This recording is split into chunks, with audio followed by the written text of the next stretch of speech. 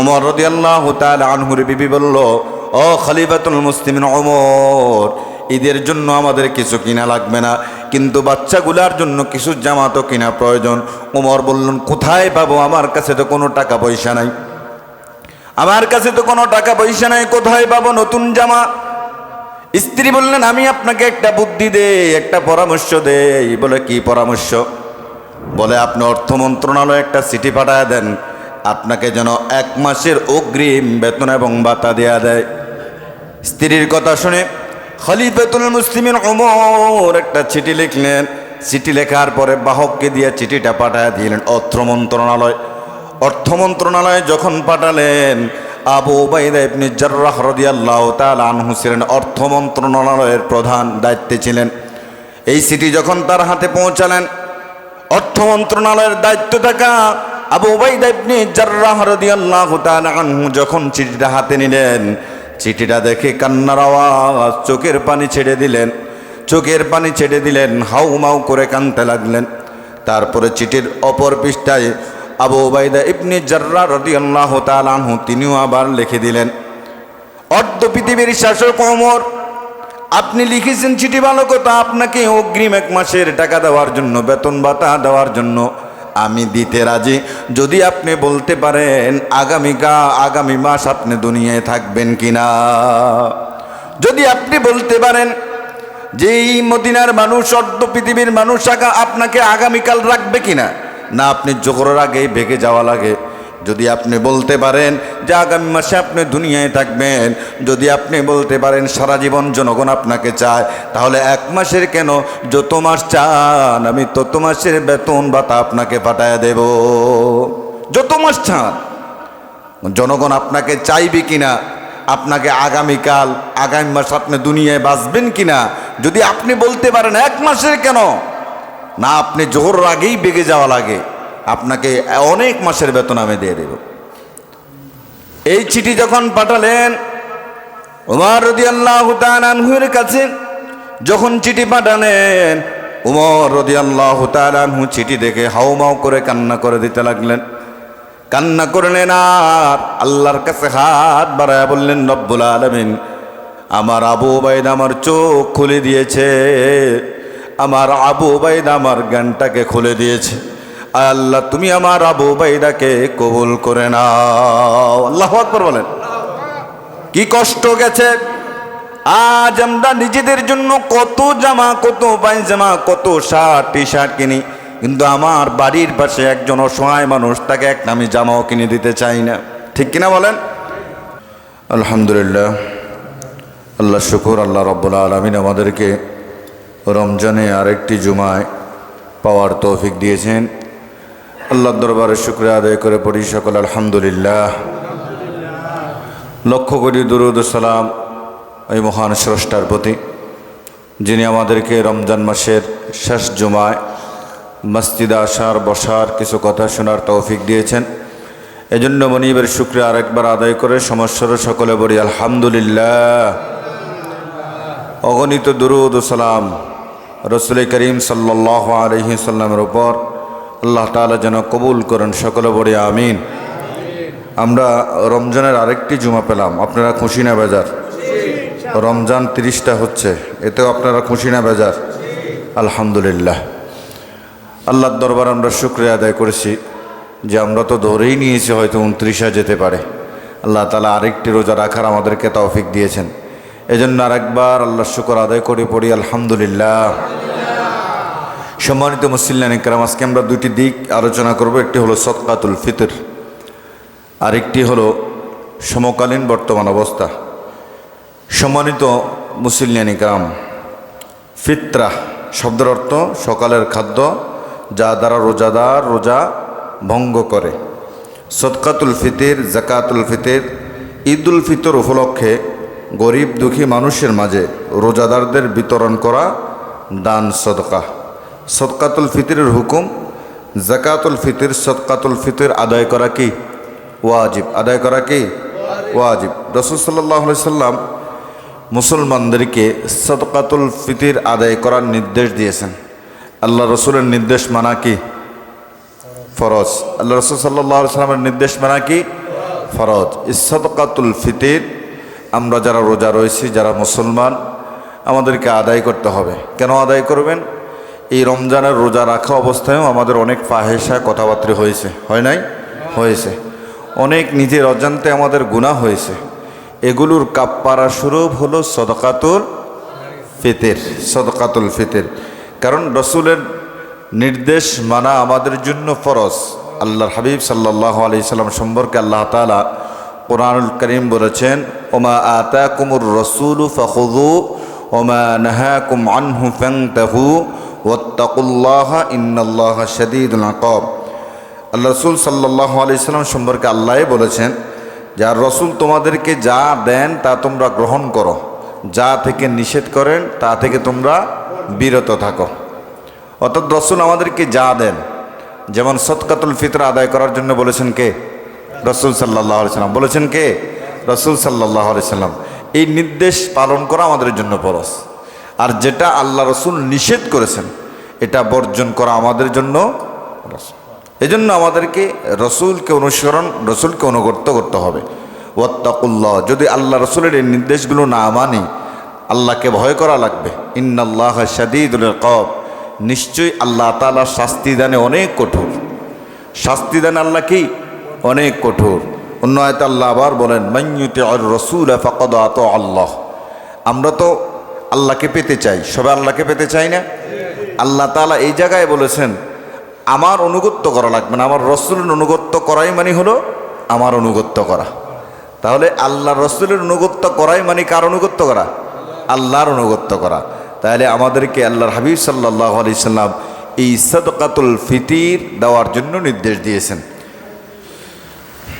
কায়েস ইবনে সাদ রাদিয়াল্লাহু তাআলা আনহু বর্ণিত, তিনি বলেন যে রাসূল সাল্লাল্লাহু আলাইহি সাল্লাম যাকাতের বিধান আসার আগে আমাদেরকে সদকাতুল ফিতর আদায় করার জন্য নির্দেশ দিয়েছেন। যখন যাকাতুল ফিতর অর্থাৎ যাকাত এসেছে, তখন সদকাতুল ফিতর সম্পর্কে আমাদেরকে নিষেধও করেন নাই, আবার বারণও করেন নাই। অর্থাৎ এটা জারি ছিল, জারি থাকবে, জারি আছে, এটা আমাদেরকে দিতেই হবে। কারণ আল্লাহর নবীর বিশিষ্ট একজন সাহাবী ইবনে আব্বাস রাদিয়াল্লাহু তাআলা আনহু, তিনি যখন বসরার আমির ছিলেন, তখন তিনি উপস্থিত সমস্ত মুসল্লিয়ানি কেরামদেরকে বলেছেন রমজানের একবারে শেষ প্রান্তে, তিনি বললেন যে তোমরা সবাই সদকাতুল ফিতর আদায় করে নাও। তো এই কথা বলার সঙ্গে সঙ্গে একে অপরের দিকে তাকাতাকি করতে লাগলেন। তো ইবনে আব্বাস রাদিয়াল্লাহু তাআলা আনহু বললেন যে এখানে যারা মদিনার অধিবাসী আছো তোমরা দাঁড়াও। যখন দাঁড়ালেন তখন বললেন যে তোমরা তোমাদের আত্মীয় স্বজন বন্ধু বান্ধবকে বলবা সদকাতুল ফিতর আদায় করার জন্য। তাহলে আল্লাহর নবীর একজন সাহাবী ইবনে আব্বাস, যিনি একজন তাফসীর কারক, একজন ব্যাখ্যাকারক, আর সাহাবাদের মধ্যে সবচাইতে কনিষ্ঠ একজন সাহাবী ইবনে আব্বাস রাদিয়াল্লাহু তাআলা আনহু। অন্য বর্ণনায় ইবনে আব্বাস রাদিয়াল্লাহু তাআলা আনহু বললেন যে তোমরা ফিতরা কেন দিবা, সদকাতুল ফিতর কেন দেবা?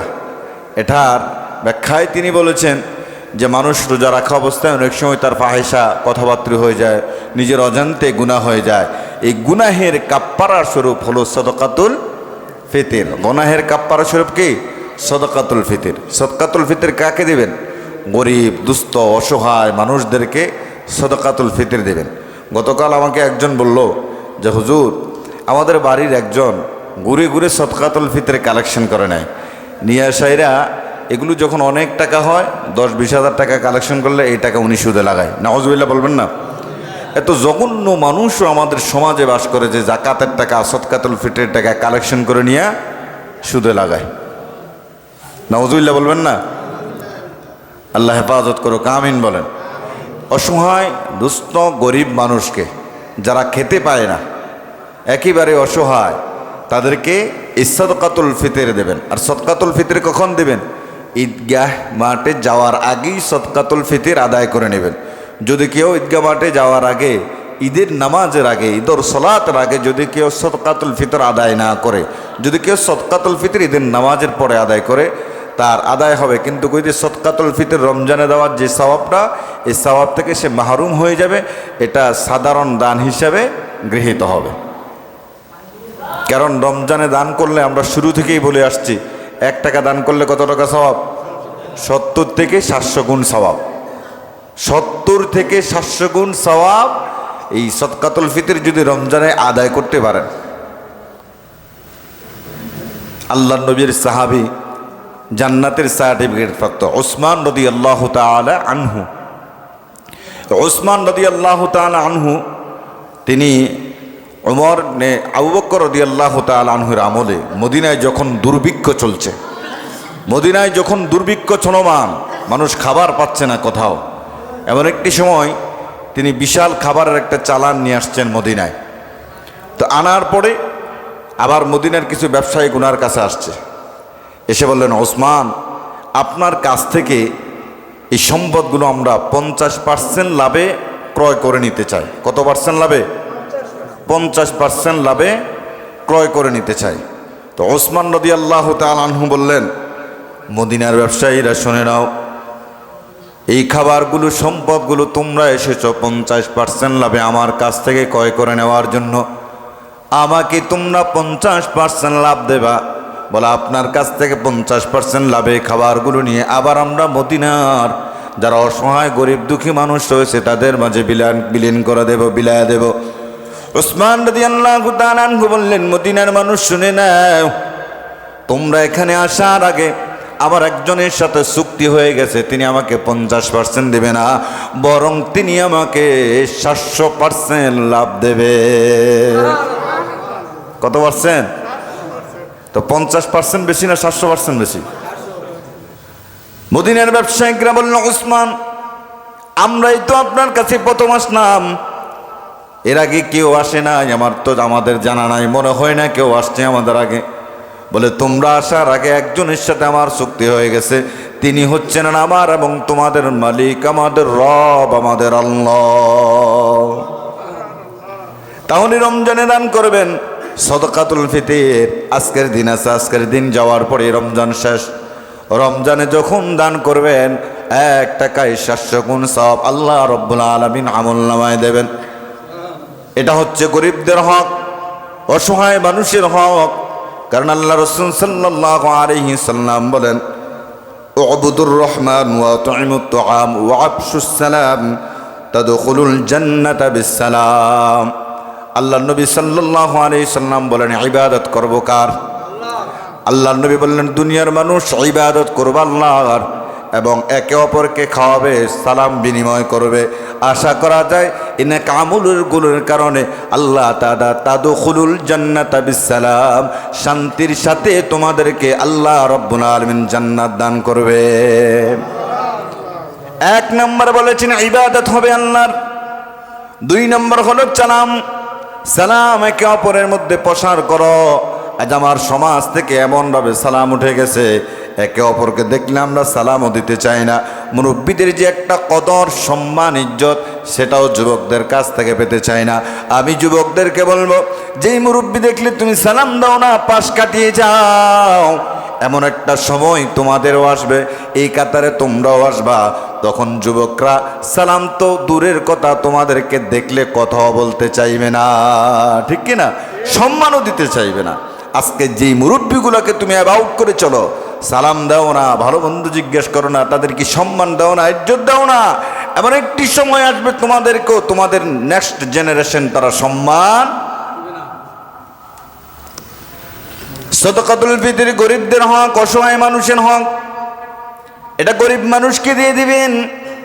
এ সমাজে এমন অনেক গরিব মানুষ আছে, আল্লাহর বান্দা আছে, ভালো মন্দ একবেলা খেতে পাই না।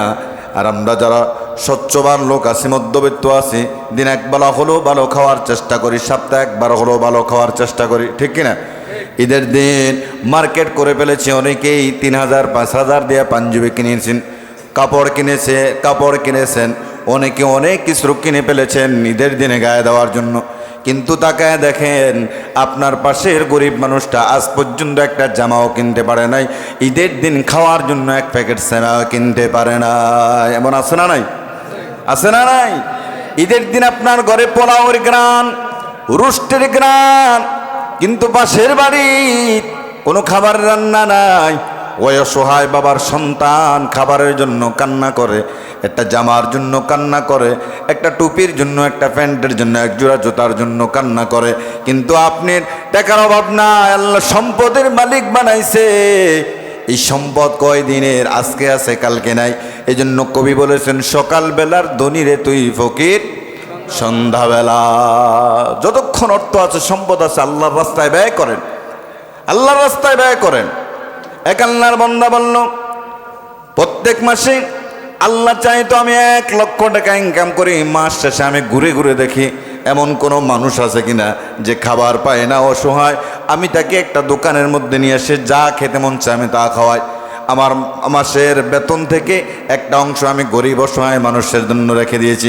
আরেকজন ব্যাংকারের সাথে গত কিছুদিন আগে কথা হয়েছে, বলে, মাওলানা সাহেব, বেতন যদি পাই 50,000 টাকা, এই 50,000 টাকার মধ্যে 5,000 টাকা আমি প্রত্যেক মাসে অসহায় মানুষের মধ্যে বিলীন করে দেই। আর আমরা সম্পদ শক্ত করে ধরে রাখি। এই সম্পদকে আমরা ব্যয় করতে চাই না, অসহায় মানুষদেরকে খাওয়াতে চাই না। নিজে সন্তানদেরকে নিয়ে আমোদ ফুর্তি করে চলি, রোস্ট, বিরিয়ানি, পোলাও, ভালো মাংস খায়, কিন্তু আমার বাড়ি, আমার ঘরের পাশে অসহায় মানুষ, সে খেতে পাচ্ছে না, 1 সপ্তাহ ধরে খাবার নাই, তার ঘরের চুলে আগুনও জ্বলে না, আমরা খোঁজখবরও নেই না। সাহাবায়ে কেরামের কথা শুনুন। ওমর রাদিয়াল্লাহু তাআলা আনহু, খলিফাতুল মুসলিমিন ওমর, অর্ধ পৃথিবীর শাসক যিনি ছিলেন, অর্ধ পৃথিবীর শাসক, পৃথিবীর অর্ধেক, এই অর্ধেক পৃথিবীর শাসক ছিলেন খলিফাতুল মুসলিমিন ওমর রাদিয়াল্লাহু তাআলা আনহু। সে ওমর রাদিয়াল্লাহু তাআলা আনহুর বিবি বলল, ও খলিফাতুল মুসলিমিন ওমর, ঈদের জন্য আমাদের কিছু কিনা লাগবে না, কিন্তু বাচ্চাগুলার জন্য কিছু জামা তো কিনা প্রয়োজন। ওমর বললেন, কোথায় পাবো? আমার কাছে তো কোনো টাকা পয়সা নাই, আমার কাছে তো কোনো টাকা পয়সা নাই, কোথায় পাবো নতুন জামা? স্ত্রী বললেন, আমি আপনাকে একটা বুদ্ধি দেই, একটা পরামর্শ দেই। বলে, কি পরামর্শ? বলে, আপনি অর্থ মন্ত্রণালয়ে একটা চিঠি পাঠায় দেন, আপনাকে যেন 1 মাসের অগ্রিম বেতন এবং ভাতা দেয়া দেয়। স্ত্রীর কথা শুনে খলিফাতুল মুসলিমিন ওমর একটা চিঠি লিখলেন। চিঠি লেখার পরে বাহককে দিয়ে চিঠিটা পাঠায় দিলেন অর্থ মন্ত্রণালয়। অর্থ মন্ত্রণালয়ে যখন পাঠালেন, আবু উবাইদা ইবনে জাররাহ রাদিয়াল্লাহু তাআলা আনহু ছিলেন অর্থ মন্ত্রণালয়ের প্রধান, দায়িত্বে ছিলেন। এই চিঠি যখন তার হাতে পৌঁছালেন, অর্থ মন্ত্রণালয়ের দায়িত্ব থাকা আবু উবাইদা ইবনে জাররাহ রাদিয়াল্লাহু তাআলা আনহু যখন চিঠিটা হাতে নিলেন, চিঠিটা দেখে কান্নার আওয়াজ, চোখের পানি ছেড়ে দিলেন, চোখের পানি ছেড়ে দিলেন, হাউমাউ করে কাঁদতে লাগলেন। তারপরে চিঠির অপর পৃষ্ঠায় আবু উবাইদা ইবনে জাররাহ রাদিয়াল্লাহু তাআলা আনহু তিনিও আবার লিখে দিলেন, অর্ধ পৃথিবীর শাসক ওমর, আপনি লিখেছেন চিঠি ভালো কথা, আপনাকে অগ্রিম 1 মাসের টাকা দেওয়ার জন্য, বেতন ভাতা দেওয়ার জন্য আমি দিতে রাজি, যদি আপনি বলতে পারেন আগামী মাস আপনি দুনিয়ায় থাকবেন কিনা। যদি আপনি বলতে পারেন যে এই মদিনার মানুষ, অর্ধ পৃথিবীর মানুষ আপনাকে আগামীকাল রাখবে কিনা, না আপনি জোহরের আগেই ভেগে যাওয়া লাগে। যদি আপনি বলতে পারেন যে আগামী মাসে আপনি দুনিয়ায় থাকবেন, যদি আপনি বলতে পারেন সারা জীবন জনগণ আপনাকে চায়, তাহলে 1 মাসের কেন, যত মাস চান আমি তত মাসের বেতন ভাতা আপনাকে পাঠায় দেব। যত মাস চান, জনগণ আপনাকে চাইবে কিনা, আপনাকে আগামী মাস আপনি দুনিয়ায় বাঁচবেন কিনা, যদি আপনি বলতে পারেন 1 মাসের কেন, না আপনি জোহরের আগেই বেগে যাওয়া লাগে, আপনাকে অনেক মাসের বেতন আমি দিয়ে দেব। এই চিঠি যখন পাঠালেন ওমর রাদিয়াল্লাহু তাআলা আনহুর কাছে, যখন চিঠি পাঠালেন, ওমর রাদিয়াল্লাহু তাআলা আনহু চিঠি দেখে হাউমাউ করে কান্না করে দিতে লাগলেন। কান্না করলেন আর আল্লাহর কাছে হাত বাড়ায় বললেন, রব্বুল আলামিন, আমার আবু উবাইদা আমার চোখ খুলে দিয়েছে, আমার আবু উবাইদা আমার জ্ঞানটাকে খুলে দিয়েছে। আল্লাহ, তুমি আমার আবু উবাইদাকে কবুল করে নাও। আল্লাহু আকবার বলেন। কি কষ্ট গেছে। আজ আমরা নিজেদের জন্য কত জামা, কত পায়জামা, কত শার্ট, টি শার্ট কিনি, কিন্তু আমার বাড়ির পাশে একজন অসহায় মানুষ, তাকে একটা আমি জামাও কিনে দিতে চাই না। ঠিক কিনা বলেন? কত অসহায় মানুষ বাড়ির, কত অসহায় মানুষ সমাজের, কত অসহায় মানুষ এলাকার, আমি তার দিকে ভ্রুক্ষেপও করি না। আমি তার দিকে তাকায়ও দেখি না, আমি তার দিকে তাকায়ও দেখি না। কারণ সমাজের অসহায় মানুষ তো দূরের কথা, বাড়ির অসহায় মানুষ তো দূরের কথা, আজ এমন সন্তান আছে যেই সন্তান মা বাবার দিকেও খেয়াল করে না। আছে না নাই? কথা বলেন, আছে না নাই? অথচ আল্লাহ তাআলা কুরআনুল কারীম বলছেন, ওয়াকাদা রাব্বুকা আল্লা তা'বুদু ইল্লা ইয়্যাহু ওয়া বিল ওয়ালিদাইনি ইহসানা। আল্লাহ রাব্বুল আলামিন বলছেন, ওয়াকাদা রাব্বুকা আল্লা তা'বুদু ইল্লা ইয়্যা, তোমরা তোমাদের রবের ইবাদত করো, তারপর তোমাদের পিতামাতার খেদমত করো। তাহলে আগে বলেছেন রবের ইবাদত, রবের ইবাদতের পরেই আল্লাহ বলেছেন পিতামাতার খেদমত। প্রথম বলেছেন ওয়াকাদা রাব্বুকা আল্লা তা'বুদু ইল্লা ইয়্যা, তোমরা তোমার রবের ইবাদত করো। তারপরে বলেছেন তোমরা তোমার পিতামাতার খেদমত করো। আল্লাহ রাব্বুল আলামিন নিজেই বলেছেন রবের ইবাদত কর, পিতামাতার খেদমত কর। আর ঈদের দিন চলে যায়, নিজের জন্য, নিজের স্ত্রীর জন্য, নিজের ছেলে মেয়ের জন্য দামি দামি পোশাক কেনা হয়। ওই পাশে মা শুয়ে আছেন, বাবা শুয়ে আছেন, বাবার জন্য একটা শার্ট কিনে দেওয়া হয় না, একটা পাঞ্জাবি কিনে দেওয়া হয় না, মায়ের জন্য একটা শাড়ি কিনে দেওয়া হয় না, একটা কাপড়ও কিনে দেওয়া হয় না। এমন সন্তান আমাদের সমাজে মনে হয় নাই? নাই, এমন সন্তান খুঁজে পাওয়া যায় না। বিবাহ করার পরে সন্তান, ছেলে মেয়ে, স্ত্রীকে নিয়ে শহরের মধ্যে ভাড়া থাকে, দেশে বাড়িতে মা বাবার কোনো খোঁজখবর নেয় না, কোনো তালাশ করো না মা কোন হালাতে রয়েছে, বাবা কোন হালাতে রয়েছে। কিন্তু এই বাবা দিনের পর দিন পরিশ্রম করে করে তোমাকে লেখাপড়া করে মানুষের মতো মানুষ করেছে। আজ তুমি বড় হয়ে সরকারি চাকরিজীবী হয়েছো, বড় হয়ে তুমি পড়াশোনা করে মানুষের মতো মানুষ হয়েছো, কিন্তু মানুষের মতো মানুষ হয়েছো ঠিক, পিতামাতাকে তুমি চিনতে পারলা না, ঠিক কি না? এই জন্য আল্লাহ রাসূল বলেছেন, হুমা জান্নাতুকা ওয়া নারুকা, মা বাপ তোমার জান্নাত, মা বাপ তোমার জাহান্নাম। মা বাপকে খুশি করতে পারবা, জান্নাতে চলে যাবা। মা বাপ যদি তোমার উপর খুশি না থাকে, কপালে দুর্গতি আছে না নাই? কপালে দুর্গতি আছে না নাই? ঈদের দিন চলে যায়, বাবার কোনো খবর নাই, মায়ের খবর নাই। মা তাকে আছেন সন্তান নিয়ে আমার জন্য নতুন কাপড় কিনে নিয়ে আসে, মা তাকে আছে সন্তান নিয়ে আমাদের জন্য একটু সময় ছিনে নিয়ে আসে। কিন্তু এই সন্তান মায়ের দিকে ভ্রুক্ষেপ করে না, বাবার দিকেও তাকায় দেখে না। যখন এই সন্তান বিপদে পড়ে যায়, তখনই সন্তান মায়ের কাছে এসে যায়, ঠিক কিনা বলেন? যখন বিপদে পড়ে তখন মা বাবার প্রয়োজন হয়, তার আগে মা বাবার প্রয়োজন হয় না, মা বাবার দরকার লাগে না। কারণ ঈদের দিন চলে যায়, নিজের জন্য, নিজের স্ত্রীর জন্য। এই যে গত কিছুদিন আগে দেখলাম, স্ত্রীকে নিয়ে গেলেন মার্কেটে, জামা কিনে দেবেন, তো সে নিয়ে গেছে 2500 টাকা। কত নিয়ে গেছে? 2500 টাকা। স্ত্রী জামা পছন্দ করেছে 4500 টাকা দামের। কত টাকা দামের? 4500 টাকা দামের। এখন স্ত্রীকে কেন 4500 টাকার দামের জামা কিনে দিতে পারবে না? সেখানেই পায়ের জুতা খুলে স্বামীকে আঘাত করা শুরু করলো। নাউজুবিল্লাহ বলবেন না? মা কোনোদিন বলছে যে আমার 5000 টাকা দামের পছন্দ হয়েছে, তুমি এটা আমার কিনা দিতে হবে? কোনোদিন মায় বলছে? বাবা বলছে? যদি আপনি খুশি হইয়া 5 টাকার ফানও মায়ের হাতে ধরায় দেন, মা কোনোদিন বেজার হয়ে বলছে তোমার কাছে এত টাকা, তুমি 5 টাকার ফান ধরায় দিছো? কোনোদিন বলছে? কোনোদিন বলে নাই। কিন্তু যে বিবিকে আপনি ভালোবেসে ঘরে নিয়ে এসেছেন, দেখেন গিয়া অনেক স্বামী এই বিবির পিছনে এই ঈদ কালেকশন করতে, ঈদের মার্কেট করতে গিয়ে লক্ষ টাকা শেষ করে ফেলেছে। আরেকটি ঘটনা দেখলাম, এক স্ত্রী বললেন যে আমার ঈদের বাজেট হলো 4 লক্ষ টাকা। কয় লক্ষ টাকা? 4 লক্ষ টাকা। কয়েকটা 3টা 3 পিস কিনেছি 90,000 টাকা দিয়া, তারপর একটা আইফোন নিয়েছি 1,60,000 টাকা দিয়া। এভাবে আমার খরচ হচ্ছে, সামনে আরো খরচ আছে, সামনে আরো খরচ আছে। নিজের জন্য এত বিলাসবহুল আয়োজন, কিন্তু আমার বাড়ির পাশে আমার মা বাবা অসহায় হয়ে পড়ে আছে, তাদের কোনো খবর নাই, তাদের দিকে কোনো ভ্রুক্ষেপও করলাম না, কোনো ভ্রুক্ষেপও করলাম না। অথচ সন্তান, তোমার মা তোমাকে যখন জন্ম দিয়েছে, তোমার মা যখন তোমাকে জন্ম দিয়েছে, মা তো ধরেই নিয়েছে তুমি দুনিয়ায় আসবা, মা দুনিয়ার থেকে চলে যাবে। মা ধরেই নিয়েছে তুমি যখন দুনিয়ায় আসবা মা চলে যাবে। এমন একটা অবস্থা হয়েছে মায়ের, অপারেশন থিয়েটারে মাকে ঢুকাবে, সকলের কাছ থেকে মাপ নিয়ে নেয় যে আমি আর বেঁচে ফিরে আসবো কিনা জানি না, আমি আর বেঁচে ফিরে আসবো কিনা জানি না, যদি কোনো অন্যায় ভুল বেয়াদবি হয়ে থাকে আমাকে মাফ করে দেবেন। এমনটি বলে কি বলে না? বলেন না কেন? এমনটি বলে কি বলে না? এমনটি বলে যায়। মাকে যখন পেট কেটে বাচ্চা বাহির করা হয়, শহীদি কারবালার মতো মা রক্তাক্ত হয়ে যায়, রক্তাক্ত হয়ে যায়।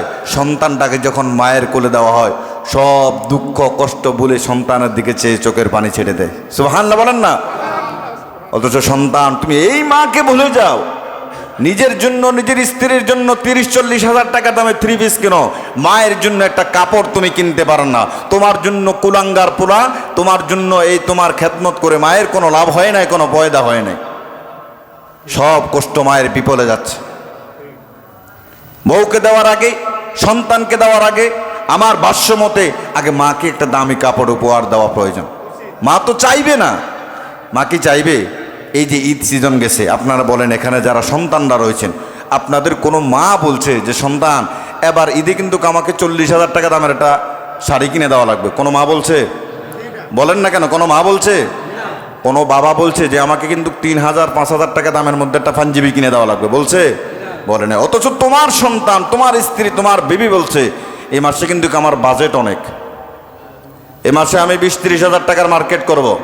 সন্তান বলেছে আমাকে 10-15 হাজার টাকা দিতে হবে, আমার পাঞ্জাবি লাগবে, শার্ট লাগবে, টি শার্ট লাগবে, প্যান্ট লাগবে 2টা, তারপরে আমার জুতো লাগবে, চশমা লাগবে, ক্যাপ লাগবে, আমি শেভ করা লাগবে, আমার চুল কাটা লাগবে, আমার অনেক কাজ, আমাকে অনেক টাকা দিতে হবে, অনেক টাকা দিতে হবে।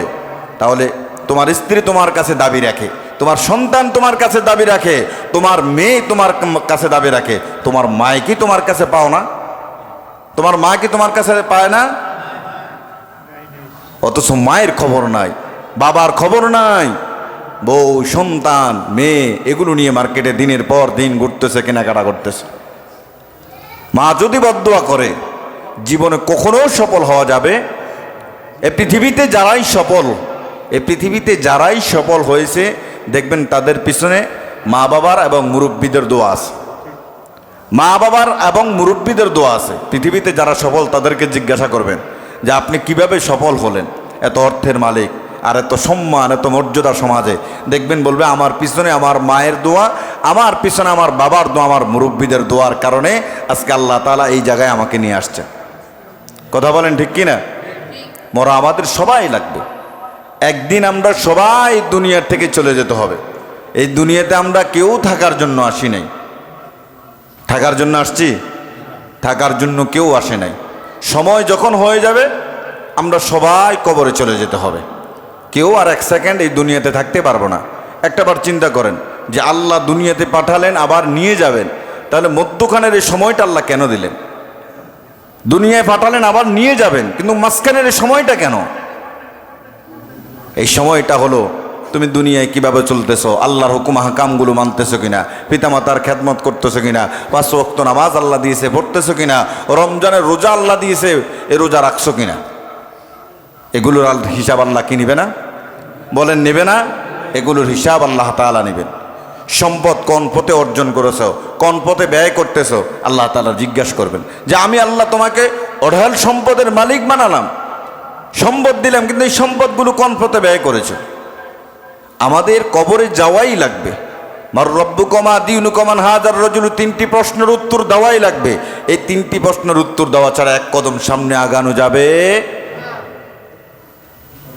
সামনে আগানো যাবে না। এই জন্য আগামীকাল ঈদ উল ফিতর, একে অপরকে সালাম বিনিময় করবেন, ভালো মন্দ জিজ্ঞাসা করবেন। তারপরে ঈদ উল ফিতরের একটা সুন্নত হলো আপনি যখন সর্বপ্রথম ঈদের মাঠে যাবেন ঈদের সালাত আদায় করার জন্য, একটু মিষ্টি খেয়ে যাওয়া সুন্নাহ। রাসূল সাল্লাল্লাহু আলাইহি ওয়াসাল্লাম যখন ঈদ উল ফিতরের মাঠে যেতেন ঈদের নামাজের জন্য, বাড়ি থেকে একটু মিষ্টি খেয়ে যেতেন। আবার ঈদ উল আজহার দিনে রাসূল সাল্লাল্লাহু আলাইহি ওয়াসাল্লাম ঈদের সালাত আদায় করার পরে বাড়ি এসে বকরি জবাই করে ওই বকরির মাংস দিয়ে খেতেন। সুবহানাল্লাহ বলেন।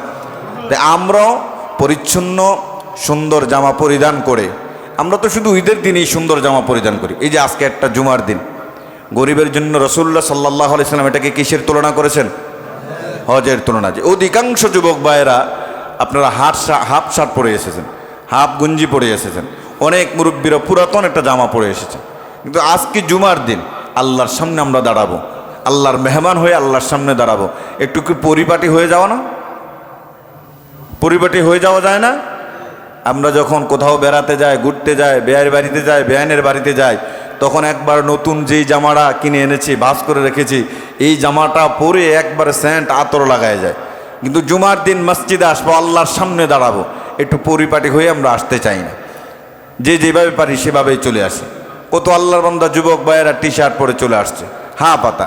হাদিস এসেছে হাফ হাতা দিয়ে যদি আপনি নামাজ পড়েন এটা মাকরু হয়, আর যদি বারবার মাকরু হয় তাহলে সেটা মাকরুয়ে তাহরিমি হয়ে যায়, মাকরুয়ে তাহরিমি হয়ে যায়। এজন্য সতর্ক থাকবেন, আল্লাহকে খুশি করাবেন। হাদিসে তো আল্লাহ তার আল্লাহ রসুল বলেছেন, আব্দুর রহমান, আমরা রহমানের কি করব? ইবাদত করব। রহমানের কি করব? আত'আমুত আম, একে অপরকে খাওয়ার খাওয়াবো, একে অপরকে কি খাওয়াবো? খাওয়ার খাওয়াবো। আফশুস সালাম, একজন মুসলমান আরেকজন মুসলমানকে দেখার পর আমরা কি করব? সালাম দেব। সালাম দিলে নেকি কয়টা? সালাম দিলে নেকি কয়টা বলেন? সালাম দিলে 90 নেকি, আর যিনি নেবেন তিনার 10 নেকি। তাহলে আমরা সমাজের মধ্যে সালাম বিনিময় করি, একে অপরকে দেখলে সালাম দেই। সালামের মধ্যে রহমত বরকত আছে না নাই? আমরা সালাম দিলাম, আসসালামু আলাইকুম ওয়া রাহমাতুল্লাহি ওয়া বারাকাতুহু। আপনার উপরে আল্লাহর রহমত বরকত কি হোক?